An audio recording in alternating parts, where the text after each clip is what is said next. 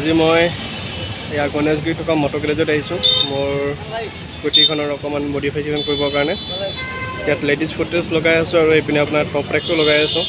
Top ৰেকটো বহুত কামত আহে আপোনাৰ ৰাইডত গ'লে, বস্তুবোৰ বান্ধিবৰ কাৰণে সুবিধা হয়। তো বহুত দিনৰ পৰা ভাবি আছিলোঁ এইটো লগাম বুলি, তো আজি তাকে সময় পাই অকণমান লগাব আহিলোঁ।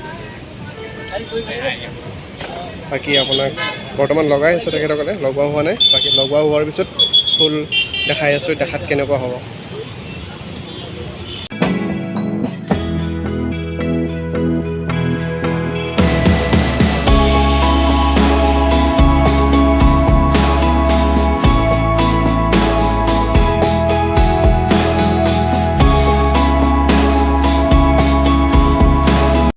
এইটো মোৰ এৰক্সৰ ফাইনেল লুক। টপ ৰেকটো লগোৱাৰ পিছত এইটো টপ ৰেক লগালোঁ।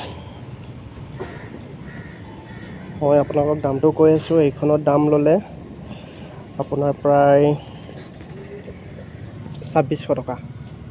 আৰু এইপিনে লেডিজ ফুটৰেষ্ট লগালোঁ, সেইখনতো প্ৰায় 1600 মান ল'লে।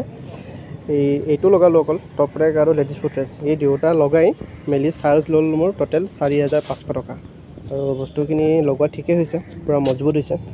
এইখনৰ আপোনাৰ ৱেইট কেপাচিটি 28 কেজি।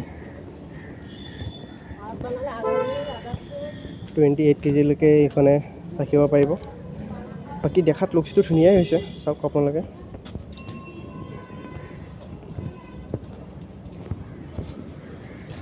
বাকী আৰু বহুত কিবা কিবি লগাবলৈ বাকী আছে। স্ক্ৰেচ গাৰ্ডটো লগাবলৈ বাকী আছে, স্ক্ৰেচ গাৰ্ডটো লগাম অতি সোনকালে। বাকী এইটো হ'ল ফাইনেল লুক।